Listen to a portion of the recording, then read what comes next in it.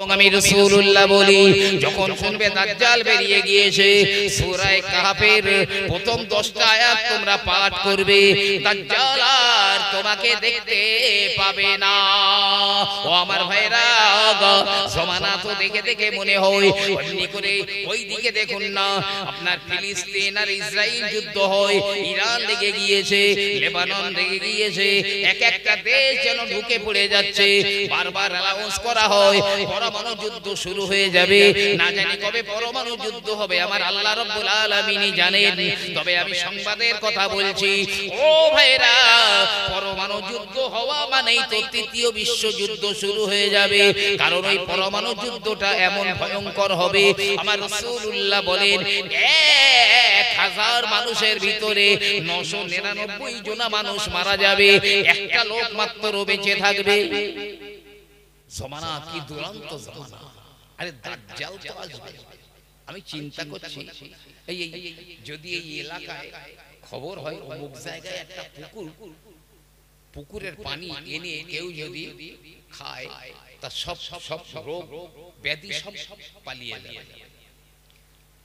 আগামীকাল সকালে ওখানে গিয়ে দেখবেন লোকে লোকারণ্য জায়গা নেই ওই পানি নেওয়ার জন্য। যে এলাকায় লোক থাকবে না ওই পানি আনার জন্য। আর দাজ্জাল যখন আসবে, দাজ্জাল বলবে, এই আসমান বৃষ্টি বর্ষণ হোক, আসমান থেকে হড়হড় করে বৃষ্টি আসবে।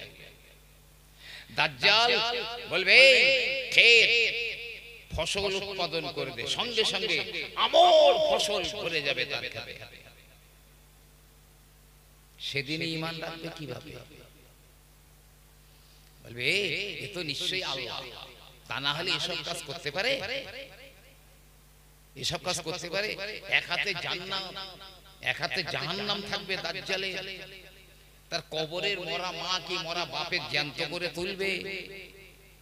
একটা মানুষকে করাত দিয়ে চিরে দুখণ্ড করে তার মাঝখান দিয়ে দাজ্জাল ওই দিকে গিয়ে বলবে জ্যান্ত হয়ে যাও, সঙ্গে সঙ্গে জ্যান্ত হয়ে যাবে।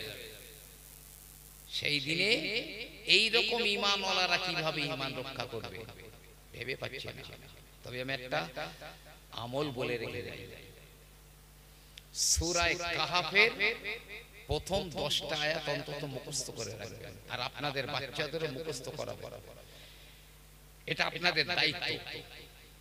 নবী পাক বলেছেন, দাজ্জাল যখন পার হবে কেউ যেন উৎসুক হয়ে দাজ্জালকে দেখতে যেও না, দেখি আসি জিনিসটা কেমন, যেও না।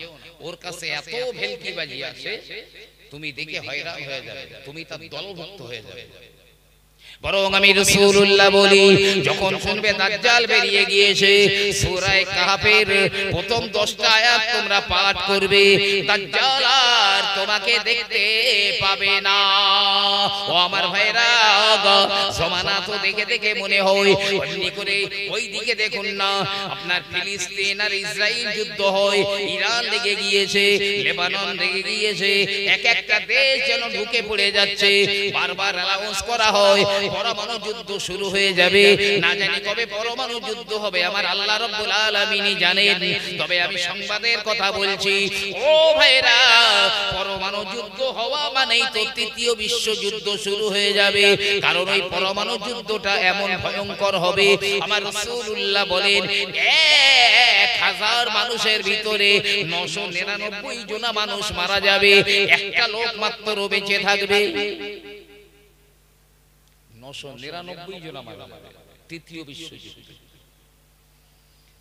আর একজন বেঁচে থাকবে। এবং সেটা ইমাম মেহেদী আলাইহিস সালাম সেই যুদ্ধে অংশগ্রহণ করবেন হয়তো, আল্লাহ পাক জানেন।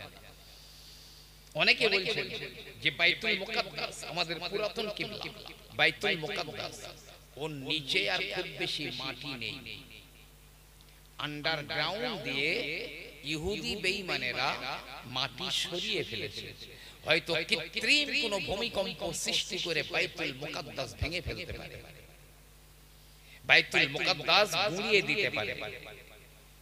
আমার ওয়াজে শুনেছেন না একটা লাল গায়ের কথা আমি বলেছিলাম, যে আমেরিকার ফিলাডেলফিয়া অঞ্চল থেকে সেই লাল নিখুঁত লাল রঙের গাইটা ওরা বার করে ইসরায়েলের রাজধানী তেল আবিবে সযত্নে লালন করা হচ্ছিল। তবে অনেকের চিন্তায় এই আপনার সেই লাল গাইটা ওরা জবাই করে ফেলেছে। সেই লাল গাইটা ওরা জবাই করে ফেলে শাপমুক্ত হয়েছে। ওদের বিশ্বাস এই শতাব্দীর প্রথমার্ধে বাইতুল মুকাদ্দাস আমরা বিজয় করে নেব, আর থার্ড টেম্পল বা হাইকালে সুলাইমান ইহুদি মন্দির আমরা ওই জায়গাতেই বানাবো। এই জন্য এত উঠে পড়ে লেগেছে এই শয়তান। তবে আল্লাহর নবী আল্লাহর হাবিব বলেন, ইমাম মাহদী আলাইহিস সালাম এসে তিনি দেখবেন মুসলমানেরা বাইতুল মুকাদ্দাসকে জয় করে নিয়েছে। ইমাম মেহেদী আলাইহিস সালাম বাইতুল মুকাদ্দাসকে জয় করে নেবেন। তখন মদিনাতুল মুনাওয়ারায় ভীষণ দুর্ঘটনার কিনা গন্ডগোল দেখা যাবে। আমার রাসূলুল্লাহ বলেন, এত ভয়ঙ্কর লড়াই হবে মদিনার ভিতরে, মদিনার মানুষদের রক্তের স্রোত বয়ে যাবে, রক্তের স্রোত বয়ে যাবে। কারণ এই ইহুদিরা এখানে পরাস্ত হয়ে গিয়ে ওরা মদিনাটাকে স্বাধীন করার জন্য, কারণ ওরা মনে করে মদিনা হলো আমাদের দেশ, ইহুদিদের দেশ, তাই মদিনায় হাঙ্গামা শুরু করে দেবে। মনে রাখবেন, হতেও পারে আপনার কিনা কোনোদিন যদি খবর পেয়ে যান মক্কায় কোনো দাঙ্গা শুরু হয়েছে, জিদ্দায় কোনো দাঙ্গা শুরু হয়ে গেছে, না না, মনে রাখবেন এটা আশ্চর্য হবার কিছু নাই।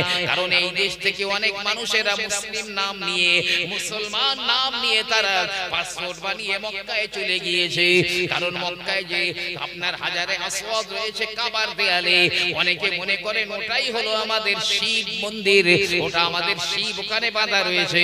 তাই দাঙ্গা হাঙ্গামা সৃষ্টি করে ওই মক্কা মুকাররমা দখল করার জন্য হতে পারে কোনোদিন কোনো দুর্ঘটনাও ঘটে যেতে পারে। ও আমার ভাইরা, ইমাম মাহদী আলাইহিস সালাম তিনি মদিনায় গিয়ে আবার শান্ত করে ফেলবেন। এবারে তৃতীয় বিশ্বযুদ্ধ শুরু হবে। তৃতীয় বিশ্বযুদ্ধ শুরু হলে মাত্র 7 বছরের ভিতরে দাজ্জাল বার হবে। অনেকে বলছেন, আমার নবী পাক বলে যাননি যদিও, অনেকে বলছেন, তাদের যুক্তি আছে অনেক, তবে এটা একদম মেনশন করে বলা যাবে না। তো অনেকে বলছেন হয়তোবা তাদের হিসাবগুলো কিন্তু নিখুঁত, যা হিসাব দেখাচ্ছে একদম নিখুঁত, হয়তোবা 2028 সালে ইমাম মাহদী আলাইহিস সালাম বার হতে পারে। ইমাম মাহদী 2028 সালে বার হতে পারে।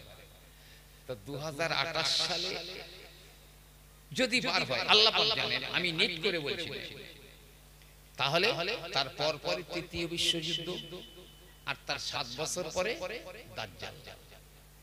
এই এখনকার যারা বাচ্চা বাচ্চা ছেলেরা হতে পারে, আল্লাহ পাক জানেন, এদের জমানায় হয়তো ইমাম মেহেদী, দাজ্জাল এরা দেখেই ফেলবে, ইয়াজুজ মাজুজ হয়তো এরা দেখেই ফেলবে। তাই একজন গার্জেনের দায়িত্ব হলো সে নিজে যেমন সূরা আল কাহফের 10টা আয়াত মুখস্থ করে রাখবে, নিজেদের বাচ্চাগুলোদেরকে ওই 10টা আয়াত তাদের মুখস্থ করে রাখবেন। নিজেদের বাচ্চাদের দাজ্জাল সম্পর্কে বলে যাবেন, দাজ্জাল এমন এমন ভেলকিবাজি দেখাবে, খবরদার যেন তুমি ওই দলভুক্ত হয়ে যেও না, তোমার ঈমানের ভিতে জনমের মতো ঘুঘু চড়ে যাবে।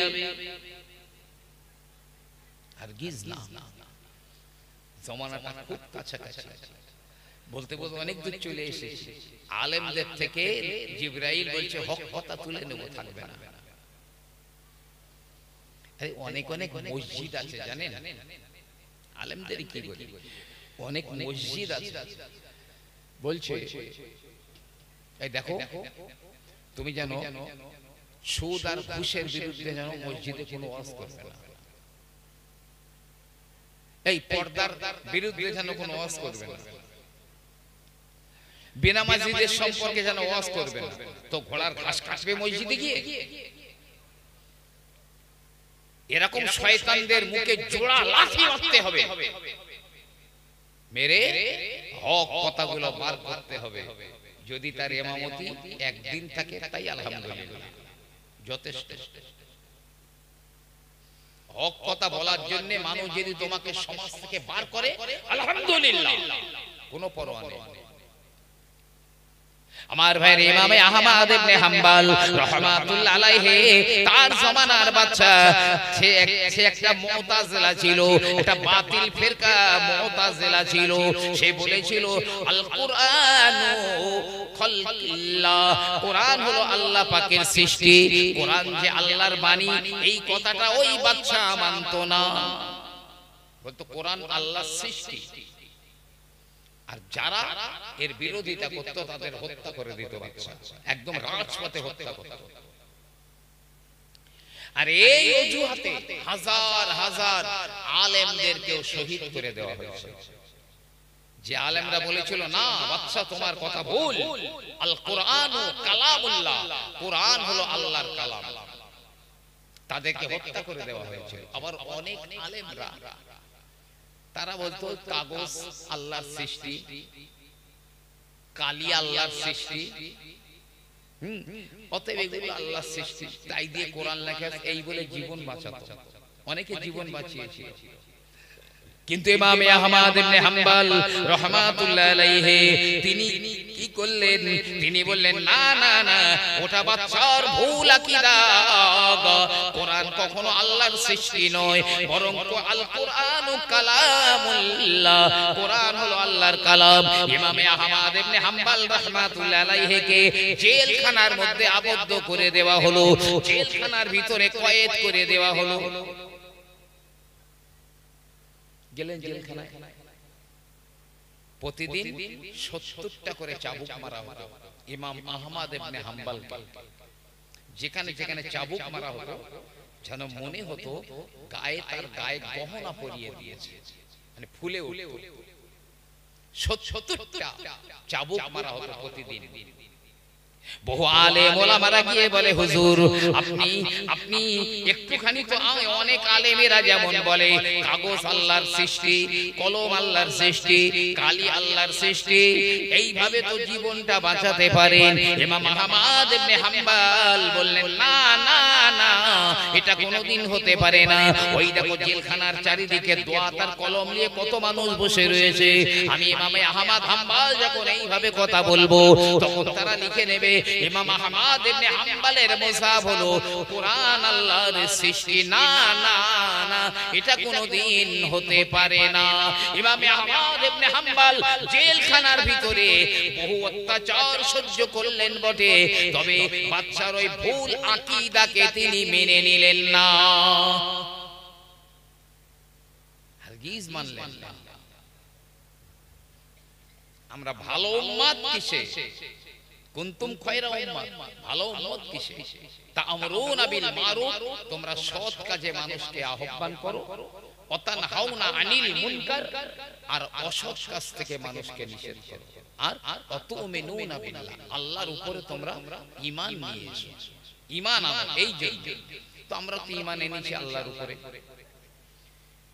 এই আমরা এখানে যে কজন আছি একজনও নেই যে আল্লাহকে বিশ্বাস করে না, সবাই আল্লাহকে বিশ্বাস করে, নবীকে বিশ্বাস করে, কিয়ামতের দিনের বিশ্বাস করে। কিন্তু তারপরেও আল্লাহ পাক আমাদের ঈমান আনতে বলেছেন,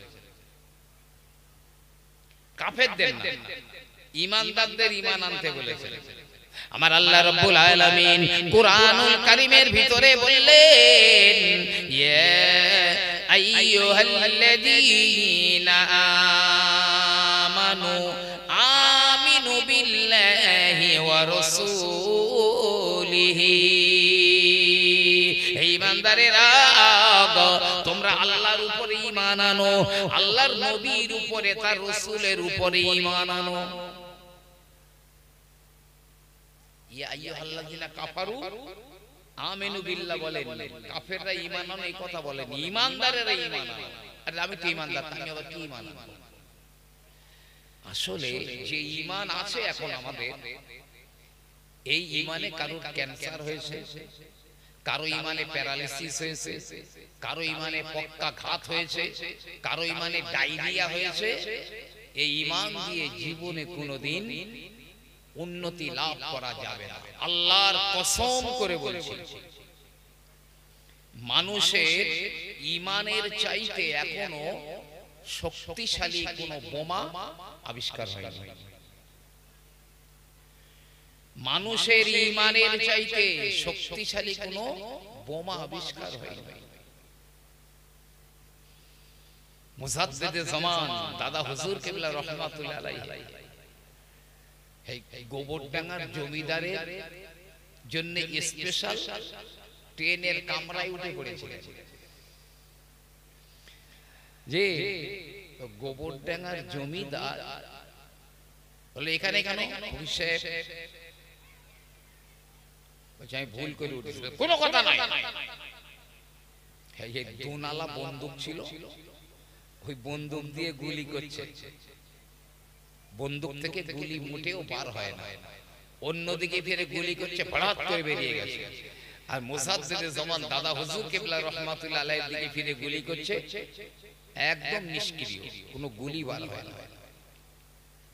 কিসের পাওয়ার এটা? ঈমানের পাওয়ার, ঈমানের পাওয়ার। একজন ঈমানদারের কতটা পাওয়ার হওয়া দরকার জানেন? আমরা তো ঈমানদার। আরে খাজা গরিবে নওয়াজ মুঈনুদ্দিন চিশতি রাহমাতুল্লাহ আলাইহি, তার পীর ছিলেন খাজা ওসমান হারুনি রাহমাতুল্লাহ আলাইহি। তো খাজা গরিবে নওয়াজ তার পীর সাহেবের একটা কারামত বর্ণনা করছেন। আরে ঈমানের পাওয়ার দেখেন। খাজা গরিবে নওয়াজ সুলতানুল হিন্দ মুঈনুদ্দিন চিশতি আজমিরি রাহমাতুল্লাহ আলাইহি বলেন, আমার পীর ওসমান হারুনি হুজুর একদা কোন এক মজুসীদের এলাকায় পৌঁছে গেলেন। মজুসী মানে যারা আগুনকে পূজা করে, আগুন পূজা করে, ওদের এলাকায় চলে গেলেন। গিয়ে তিনি দেখলেন বিশাল এলাকা জুড়ে আগুন, আগুন আর আগুন। ওই আগুন তারা নিভতে দেয় না, যুগ যুগ ধরে আগুন তারা পূজা করে। কাঠ, বড় বড় কাঠ দিয়ে আগুন জিন্দা রাখে, কখনো বা ঘি ফেলে দেয় আগুনকে আরো বাড়ানোর জন্য। তো ওসমান হারুনি হুজুর গিয়ে ওদের বলছে, তোমরা আগুনকে পুজো করো কেন?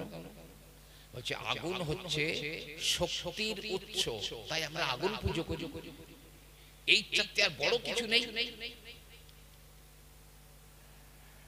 তা বলছে আচ্ছা তোমরা তো আগুন পুজো করো, তা নিশ্চয়ই আগুন বুঝতে পারে তোমরা যে ওর পুজো করো, আগুন বুঝতে পারে।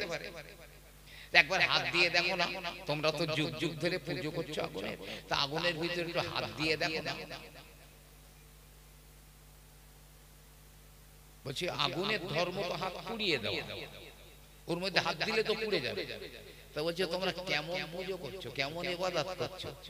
শোনো, আমি আগুনের পূজা করি না গো, আমি আগুনকে যিনি সৃষ্টি করেছেন ওই আল্লাহ রাব্বুল আলামিনের ইবাদত বন্দেগী করি। দেখো না, দেখো এই আমি আল্লাহ পাকের ইবাদত করি, বন্দেগী করি, দেখি তোমার আগুন আমার কি ক্ষতি করে। হযরত ওসমান হারুনি রাহমাতুল্লাহ আলাইহি ওদের ওই আগুন পূজকদের একটা বাচ্চাকে কোলে করে নিয়ে, একটা বাচ্চাকে কোলে করে নিয়ে ওই আগুনের ভিতরে ঝাঁপ দিয়েছে। গভীর গভীর আগুন, কোথায় ওসমান হারুনি হারিয়ে গিয়েছেন, কোলে তার ওই আগুন পূজকদের একটা বাচ্চা।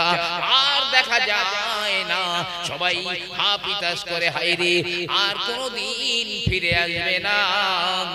ওই ফকির না হয় গেল, ভালো হয়েছে, কিন্তু না না না, আমাদের বাচ্চাটাকে কেন সঙ্গে করে নিয়ে যায়? আমাদের বাচ্চা নিয়ে গেল, নিজে নাই গেল।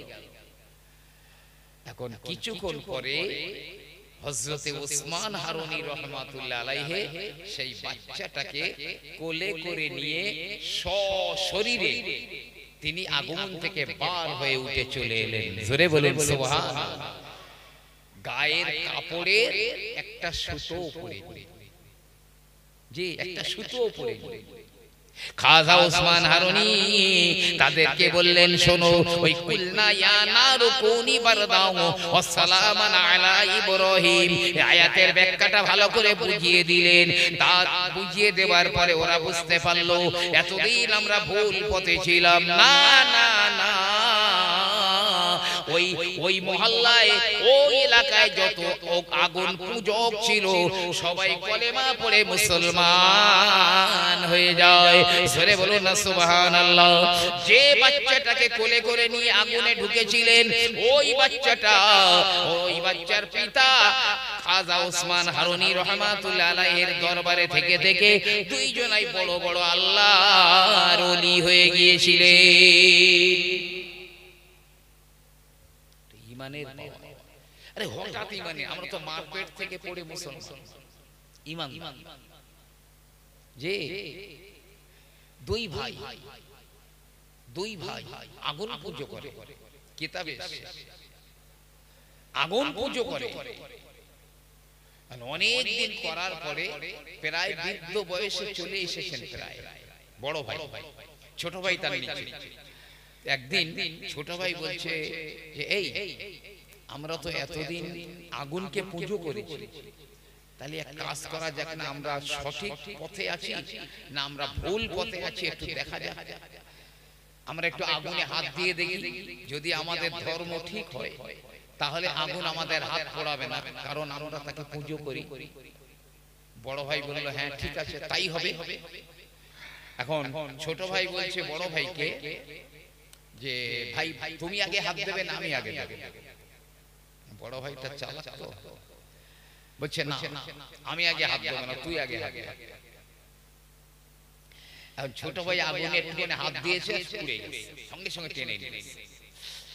জ্বালা করছে, বলে ভাই সারাটা জীবন ভুল পথে চললাম, একটা ভুল জিনিসকে আমরা ধর্ম বলে পুজো করলাম, চল আমরা মুসলিম ধর্ম গ্রহণ করি, মুসলিম ধর্ম গ্রহণ করি।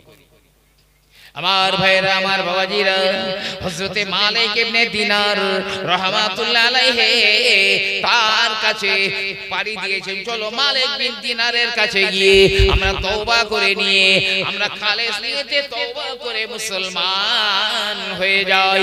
ও ভাই জানেরা, কিছু পথ চলেও গিয়েছে, হঠাৎ করে বড় ভাই বলে দাঁড়া দাঁড়া, আমি যাব না, আমি যাব না, যাব না, কারণ আমি যদি ধর্মকে পাল্টে দেই তাহলে লোকে আমাকে নিন্দা মন্দ করবে, গালিগুলোজ করবে। না না আমি যাব না, চল বরং ফিরে যাই। ছোট ভাই বলল না না ভাই চলো যাই। বড় ভাই কোনো মতে স্বীকার হলো না। ছোট ভাই বড় দুঃখ পেয়ে গেল। মালিক ইবনে দিনারের কাছে একা একাই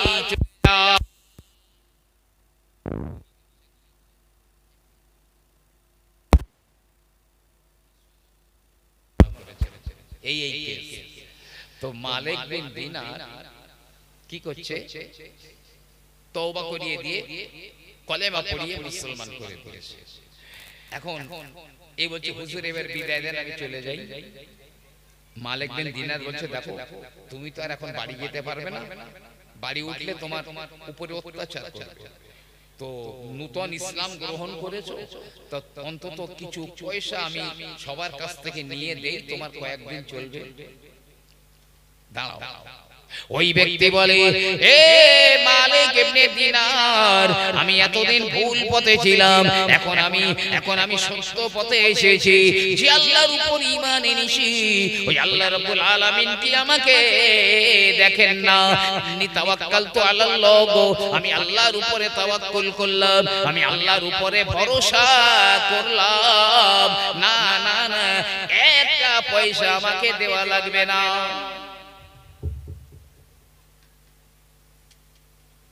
আমি একটা পয়সাও চাই না। এবার জীবনে আল্লাহর উপরে তাওয়াক্কুল করে দেখেছেন কখনো? এই নবিয়ানা মেম্বারে বসে বলছি, শুনেন, এক বাচ্চা বিশাল এক কঠিন রোগ হয়েছে, এত ডাক্তার কবিরাজ ওষুধ ফলা কিচ্ছুতেই সারে না। এখন কবিরাজ বলেছে এমন একটা ছেলের কলিজা দিয়ে ওষুধ বানিয়ে যদি বাচ্চাকে খাওয়ানো যায় বাচ্চার জীবন বাঁচবে। ছেলেটার চোখ এইরকম হবে, গায়ের রংটা এইরকম হবে, পুরো সিমটম বলে দিয়েছে। এখন বাচ্চা লোকজন পাঠিয়ে দিয়েছে, দেখো এইরকম কোন ছেলে পাওয়া যায়, খুঁজে খুঁজে একটা গরিব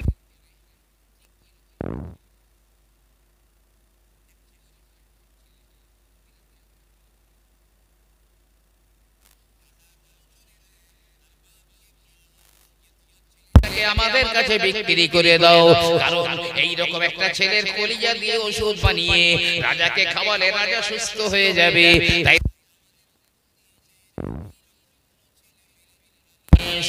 তোমার ছেলেকে বিক্রি করে দাও। বাপ অনেক টাকার লোভে ছেলেটাকে বিক্রি করে দিল, বহু টাকা দিয়েছে, ছেলেটাকে বিক্রি করে দিয়েছে। রাজার কাছে এনেছে, কবিরা দিল, হ্যাঁ আমি যেরকম বলেছিলাম সেই রকম ছিল।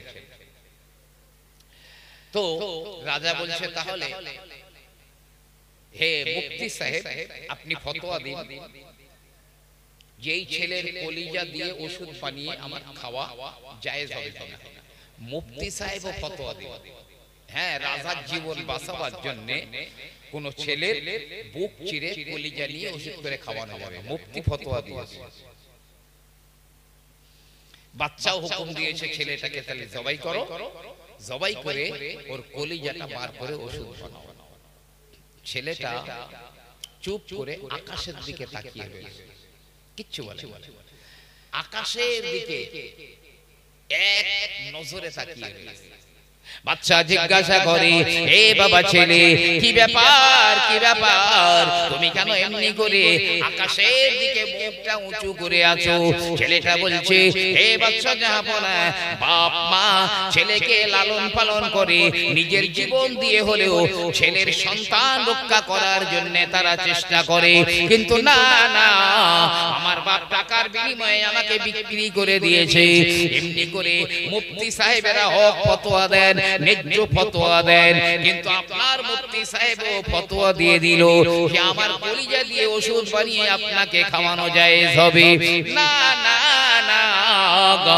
এবং যে সম্রাট, যে বাচ্চা প্রজাদের জীবন রক্ষা করে, জীবন প্রজাদের জানমাল ইজ্জতকে রক্ষা করে, সেই বাচ্চা স্বয়ং হুকুম দিয়েছেন আমার কলিজা কেটে বার করে দিতে।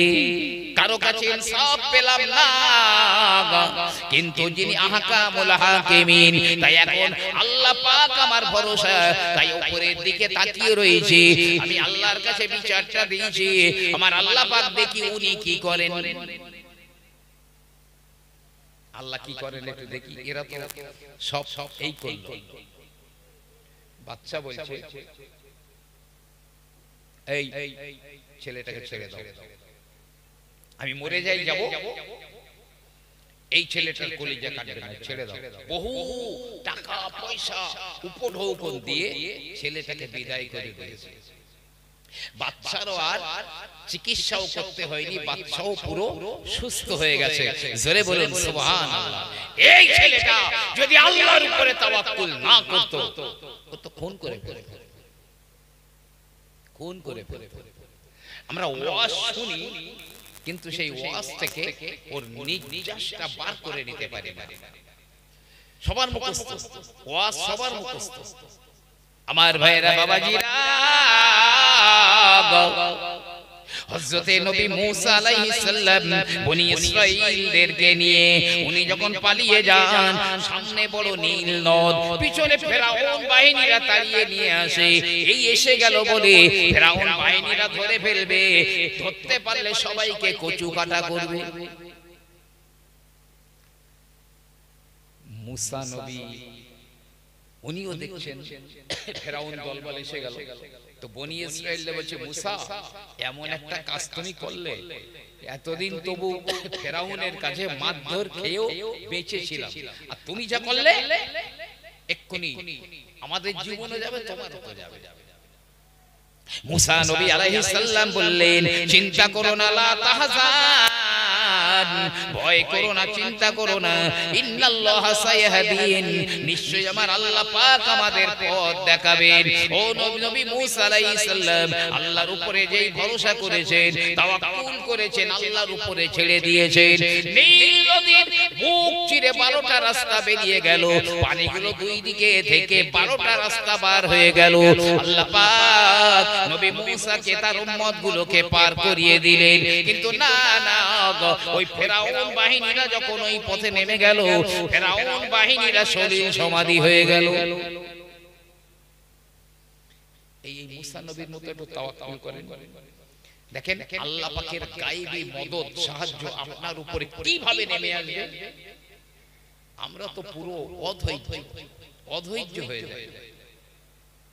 ওই নমরুদের কথা চিন্তা করেন, নবী ইব্রাহিম আলাইহিস সালামকে, ইব্রাহিম আলাইহিস সালামের সঙ্গে নমরুদ বাহিনীরা যখন যুদ্ধ করার জন্য বার হয়ে গেল, ও আমার ভাইরা, ইব্রাহিম নবী আলাইহিস সালাম তিনি তো প্রায় একা বলতে গেলে হয়তো বা কয়েকজনা সঙ্গে ছিলেন, অপর দিকে নমরুদের হাজার হাজার সৈন্যরা, তারা এমনি করে ঠাট্টা তামাশা করে করে বলে, হে ইব্রাহিম, ওই তুমি একা এসেছো, তোমার ওই কটা সঙ্গে আমরা তো ফু দিলে তোমরা উড়ে যাবে,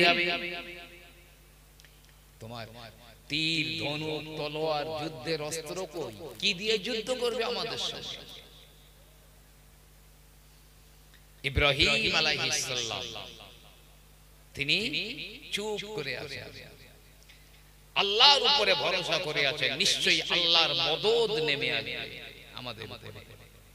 সঙ্গে সঙ্গে দেখা গেল আকাশ খানা কালো হয়ে গেল, না না মেঘ নয়, আবার নাই মশা, মশার মশা এক একজনার কামড়ে নেয়, নিপাত হয়ে যায়। ফেরাউন না কেন নমরুদ পালিয়ে যাচ্ছে, যখন দেখলো সব দলবলগুলো মশার কামড়ে নিপাত হয়ে গেছে, ফেরাউন আপনার কিনা নমরুদ পালিয়ে যায়। আল্লাহ পাক একটা ভালো মশা পাঠাননি, একটা হ্যান্ডিক্যাপ মশা, একটা কোমড়া মশাকে পাঠিয়ে দিয়েছেন। ওই মশাটা নমরুদের নাকের ভিতরে ঢুকে মাথার উপরে চলে যায়। এটা ভালো মশাও দেন, হ্যান্ডিক্যাপ মশা ঢুকে গিয়ে কুটকুট করে কামড়াচ্ছে, ছটফট করতে ছটফট করতে, এই মাথায় একটু মারলে বেশ একটু আরাম হয়, মশাটা চুপ করে থাকে, আর যেই ছেড়ে দেয় আবার কামড়ায়। নমরুদ একটা লোক লিখে দিল, এই তুই আমার মাথায় মার, তো মারে। এখন তো রাত দিন মারতে হচ্ছে, ও কতক্ষণ ধৈর্য থাকবে? শেষে বলে আপদ দূর হোক, ওখানে খড়ম ছিল, ফেরাউনের ওই খড়ম দিয়ে মেরেছে জোরে মাথায়, মাথাটা ফেটে ফাঁকা হয়ে গেল। ওই হ্যান্ডিক্যাপ মশাটা উড়ে আপন জায়গায় চলে গেল, আর নমরুদ জাহান্নামী হয়ে গেল, গ্যারেজ হয়ে গেল। যে ইব্রাহিম নবী আলাইহিস সালাম চুপ করে আল্লাহর উপরে তাওয়াক্কুল, আপনি তাওয়াক্কুল করবেন একদম 11 টাওয়ারে, আল্লাহর গায়েবী মদদ আসবে। ওই দেখেন না, আল্লাহর নবী হযরত ইব্রাহিম আলাইহিস সালামকে নমরুদ বাহিনীরা তারা যখন চড়কের এক প্রান্তে বেঁধে ওই চড়কটা ঘুরিয়ে আগুনের মধ্যে ইব্রাহিম নবীকে ফেলে দিতে যাবে, আল্লাহর মালায়েকারা আল্লাহ রাব্বুল আলামিনকে বলেন, আল্লাহ আপনার ইব্রাহিম নবী তাকে এখনি আগুনের ভিতরে ফেলে দেওয়া হবে।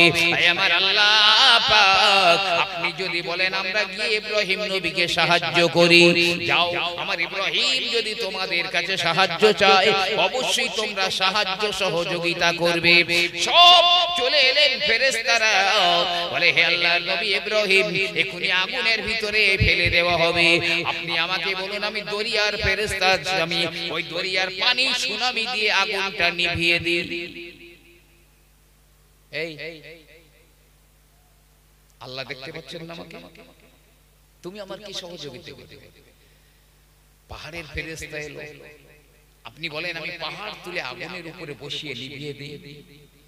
বাতাসের ফেরেশতা এলো, হুজুর একটুখানি বলেন আমি এমন বাতাস দেব আগুন উড়িয়ে নিয়ে চলে যাব দরিয়ায়। ইব্রাহিম নবী বললেন তাওয়াক্কালতু আলাল্লাহ, আল্লাহর উপরে আমি ভরসা করছি, আমি আল্লাহর সাহায্য ছাড়া কারো সাহায্য চাই না। إني وجهت وجهي للذي فطر السماوات والأرض حنيفا وما أنا من المشركين না না না ইব্রাহিম নবীকে যেই না ফেলে দেওয়া হলো ততক্ষণ পর্যন্ত আল্লাহর মদদ এলো না যেই না চড়ক থেকে ফেলে দিয়েছে আমার আল্লাহ পাক বললেন ইয়া নারু কুনি বারদা হে আগুন তুই ঠান্ডা হয়ে যাও ওয়া সালামান আলা ইব্রাহিম আমার ইব্রাহিমের উপরে আরামদায়ক হয়ে যাও ইব্রাহিম নবী পড়ে গেলেন একটা গায়ের পশম পর্যন্ত পড়ে না নারে তাকবীর নারে তাকবীর এইরকম তাওয়াক্কুল করে দেখেন তো কোন জমিদারের বাচ্চা আপনাকে কিছু করবে আমরা তো ভরসা রাখতে পারি আসবে যদি আপনি প্রকৃত আল্লাহকে ভরসা রাখেন 11 টাওয়ারে আল্লাহর মদদ আসবে কিতাবের মধ্যে একটা পথ ওই পথ দিয়ে লোক যাওয়া আসা করে এখন তারিক বলে এক ব্যক্তি রাস্তার উপরে তো কুয়া সে যেতে যেতে কিভাবে কুয়ার ভিতরে পড়ে গেছে কুয়াটা বেশ গর্ত সে কুয়ার ভিতরে পড়ে গেছে তারপরে একদল হাজী সাহেব আসে একদল হাজী সাহেব সেই হাজী সাহেবরা যেতে যেতে দেখছে রাস্তার উপরেই একটা কুয়া তো হাজী সাহেবরা দাঁড়িয়ে ওই কুয়ার পাশে দাঁড়িয়ে যুক্তি করছে কেউ হয়তো এর মধ্যে পড়ে যেতে পারে হয়তো রাতের বেলা আসবে কুয়ায় পড়ে যাবে কুয়ার মুখটা তো আলগা খোলা বরং আমাদের উচিত হবে কুয়ার মুখটা বন্ধ করে দেওয়া কুয়ার মুখটা বন্ধ করে দেওয়া তারিক সেই কুয়ার ভিতরে পড়ে আছে শুনতেও পাচ্ছে তা মনে মনে ভাবছে আমি হাজী সাহেবদের বলবো যে হাজী সাহেব আপনারা যে ভয় করছেন আমি অটোমেটিক পড়ে গেছি আমাকে আগে তুলে তারপরে কুয়া বন্ধ করেন এইটা বলবো না আল্লাহর উপরে তাওয়াক্কুল করব হযরতে তারিক রহমাতুল্লাহ আলাইহি তিনি বলেন না না না আমি হাজী সাহেবদের কাছে সহযোগিতা চাইবো না আমার আল্লাহ রাব্বুল আলামিন তো দেখছেন চুপ করে বসে রয়েছেন হাজী সাহেবানেরা বড় একটা পাথর এনে কুয়ার উপরে ঢাকনা মতো করে দিয়ে তারা বেরিয়ে চলে যায় চুপ করে হযরতে তারিক আল্লাহর উপরে তাওয়াক্কুল করে বসে আছে এমন সময় দেখছে খুব মোটা লম্বা বিষধর একটা সাপ কুয়ার মধ্যে ঢুকেছে কুয়ার মধ্যে ঢুকে হযরতে তারিক রহমাতুল্লাহ আলাইহিকে ওই সাপটা তার শরীর দিয়ে তারিককে পেঁচিয়ে ফেলেছে পেঁচিয়ে কুয়ার দেয়াল ঘেঁষে ঘেঁষে উঠছে তারিক তাকে নিয়ে উঠছে কুয়ার মুখ পর্যন্ত উঠে গেছে সাপ এরকম একটা মাথা ধাক্কা দিয়েছে পাথরটা ছিটকে পড়ে গেল আর সাপ হযরতে তারিককে এমন করে উপরে ফেলে দিয়েছে দিয়ে শরীরটা ছাড়িয়ে নিয়ে বলছে হে তারিক শুনে রেখে দাও আমি হলাম তোমার জানি দুশমন আমি তোমার জীবনের দুশমন গো কিন্তু না না গো আমার আল্লাহ রাব্বুল আলামিনের উপরে তুমি তাওয়াক্কুল করেছিলে ভরসা করেছিলে যারই কারণে আমার আল্লাহ রাব্বুল আলামিন তোমার জানি দুশমন কি দিয়ে এই কুয়ার ভিতর থেকে তোমার মুক্তির পথ আল্লাহ বার করে দিয়েছেন আমাকে দিয়ে তোমার বাইরে বার করে দিয়েছেন একবার জোরে জোরে বলুন না সুবহানাল্লাহ